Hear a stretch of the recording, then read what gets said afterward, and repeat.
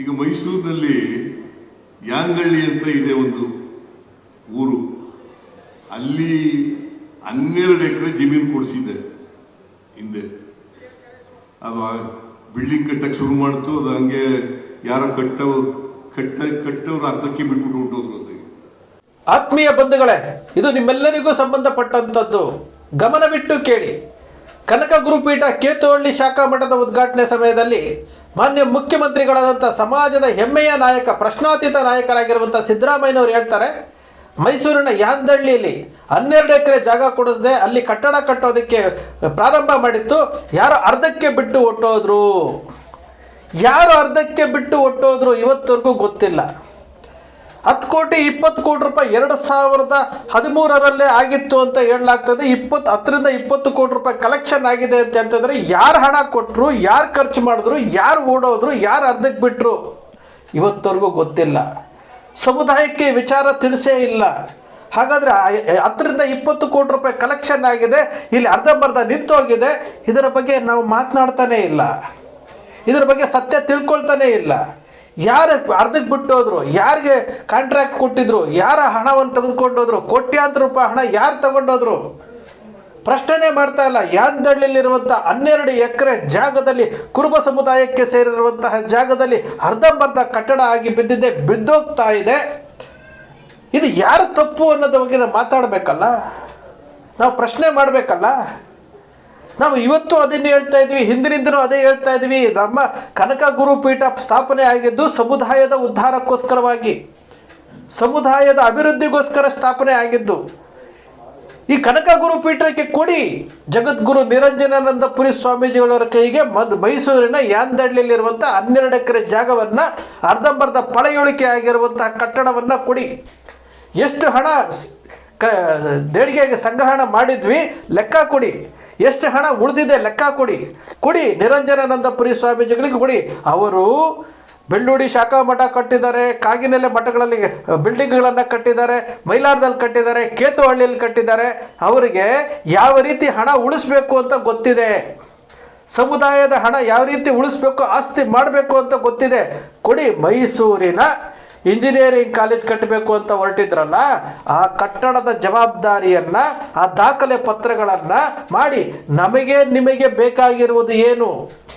ನಮಗೆ ನಿಮಗೆ ಬೇಕಾಗಿರುವುದು ಏನು?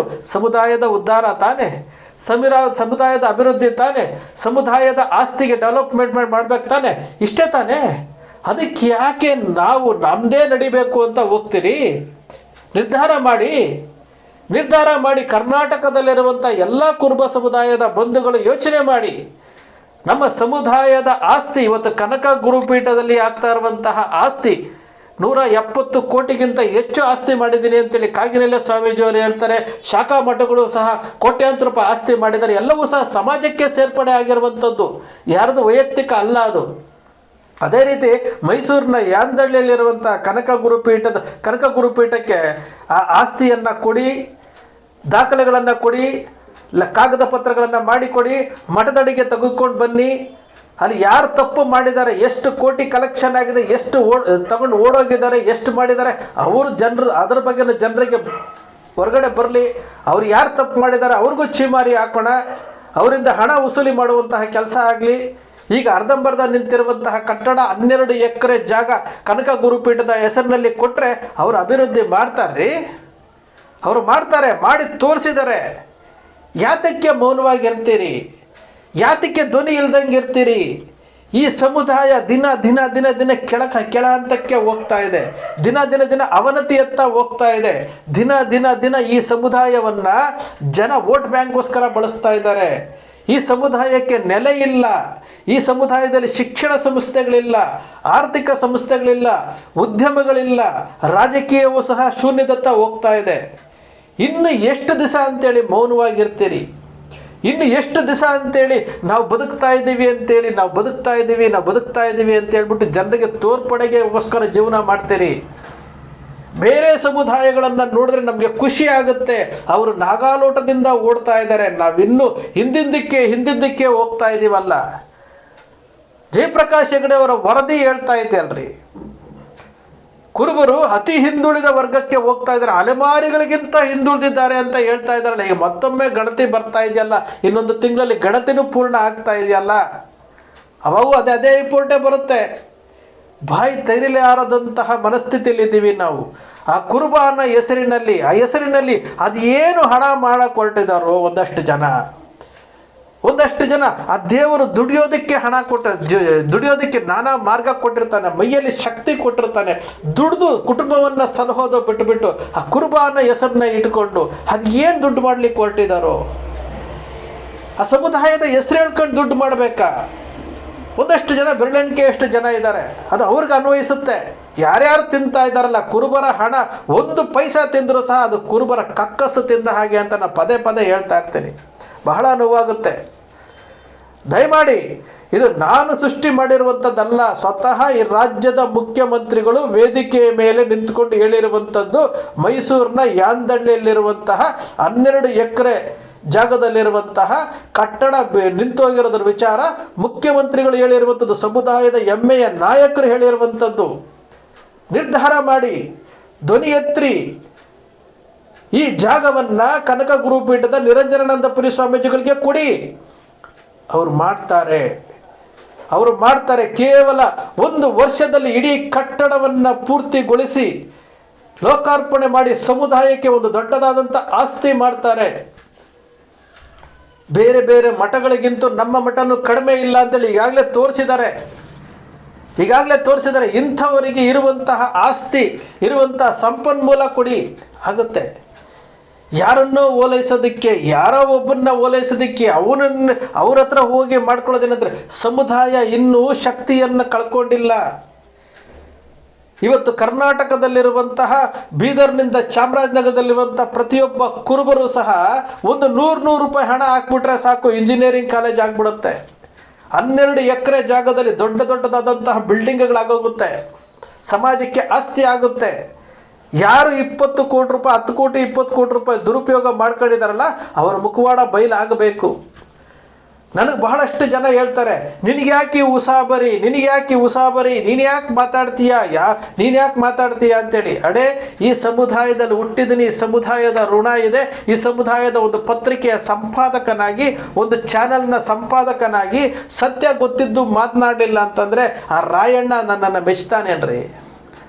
ನಂದಗಡದಲ್ಲಿ ರಾಯಣ್ಣನಿಗೆ ಕಂಕಣ ಕಟ್ಟು ಬಂದಿರೋದ್ರಿ, ಅಂತಹ ವೀರನಿಗೆ ಕಂಕಣ ಕೊಟ್ಟು ಬಂದಿರೋದು ಅಡ್ಜಸ್ಟ್ಮೆಂಟ್ ಮಾಡ್ಕೊಳ್ಳೋದಕ್ಕಲ್ಲ. ಇವತ್ತಿನವರೆಗೂ ಪ್ರಾಮಾಣಿಕವಾಗಿ ಸಂಗೊಳ್ಳಿ ರಾಯಣ್ಣನಿಗೆ ಯಾವತ್ತು ಕಂಕಣ ಕಟ್ಟು ಬಂದ ಅವತ್ತಿನಿಂದ ಇವತ್ತಿನವರೆಗೂ ಸಾಮಾಜಿಕ ಜೀವನದಲ್ಲಿ ನಾವಿದ್ದೇವೆ. ಪ್ರಾಮಾಣಿಕವಾಗಿ ನಡ್ಕೊಳ್ತಾ ಇದ್ದೀನಿ. ಎಷ್ಟೋ ನೋವುಗಳನ್ನು ಕೊಡ್ತಾ ಇದ್ದಾರೆ, ಆದರೂ ಸಹ ಎಲ್ಲವನ್ನೂ ಸಹಿಸಿಕೊಂಡು ಈ ಸಮುದಾಯಕ್ಕೂ ಸಹ ಒಂದು ಬೆಳಕಾಗಬೇಕು. ಈ ಸಮುದಾಯವು ಸಹ ದೇಶದಲ್ಲಿ ಎಲ್ಲ ಜಾತಿಗಳ ರೀತಿಯಲ್ಲಿ ನಮ್ಮ ಸಮುದಾಯವು ಸಹ ಎತ್ತರಕ್ಕೆ ಹೋಗಬೇಕು ಅನ್ನೋ ಒಂದು ಕಾರಣಕ್ಕೋಸ್ಕರವಾಗಿ ನನಗೆ ಸಿಕ್ಕಿರುವಂತಹ ಮಾಧ್ಯಮಗಳ ಮೂಲಕ ತಿಳಿಸುವಂತಹ ಪ್ರಯತ್ನ, ಆನ್ಲೈನು ಆಫ್ಲೈನು, ಇಡೀ ಕರ್ನಾಟಕದ 31 ಜಿಲ್ಲೆಯಲ್ಲಿ ಪ್ರವಾಸ ಮಾಡಿದಿರಿ. ಈ 31 ಜಿಲ್ಲೆಯಲ್ಲಿರುವಂಥ ಕುರುಬರ ಸ್ಥಿತಿಗತಿಗಳ ಬಗ್ಗೆ ತಿಳ್ಕೊಂಡಿದ್ದೀನಿ. ಈ ಸಮುದಾಯ ಸಹ ಜನಸಂಖ್ಯೆಯಲ್ಲಿ ಕಡಿಮೆ ಇಲ್ಲ, ಇತಿಹಾಸದಲ್ಲಿ ಕಡಿಮೆ ಇಲ್ಲ.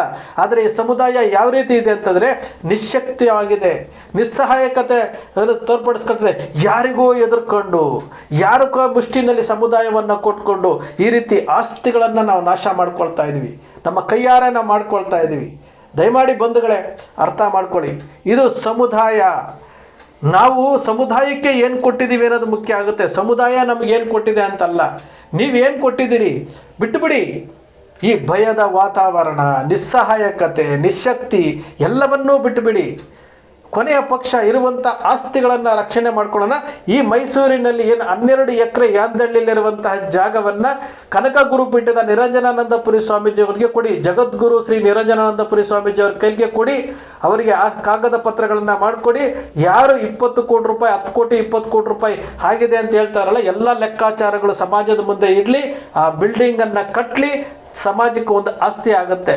ಶ್ರೀ ಕನಕ ಟಿವಿಯ ಕನಕ ವಿಜ್ಞಾಪನೆಯೂ ಅಷ್ಟೇ ಆಗಿರುತ್ತೆ. ದಯಮಾಡಿ ಸಮುದಾಯದ ಆಸ್ತಿಗಳನ್ನು ಉಳಿಸ್ಕೊಳ್ಳೋಣ. ಸಮುದಾಯದ ಒಂದೊಂದು ರೂಪಾಯಿ ಉಳಿಸುವಂತಹ ಕೆಲಸ, ಕಾಪಾಡುವಂತಹ ಕೆಲಸ ನಾವೆಲ್ಲ ಮಾಡೋಣ.